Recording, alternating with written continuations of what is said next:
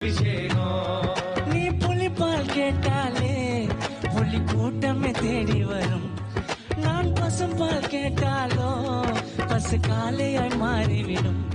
படி 18 படித்தவனே என் மனம் முன்னே நினைக்கிறதையா. நான் ஒரு சாணி ஏறும் முன்னே அட ஒரு முழம் அழுக்குதையா. சபரிமலை வாசா உனக்கு சந்தன அபிஷேகம். ஐயப்பா மலை அரசா உனக்கு நெய்யில் அபிஷேகம். தோம் தோம் தத்தி தோம் சாமி திண்டகத்தோம் ஐயப்பா திண்டகத்தோம்.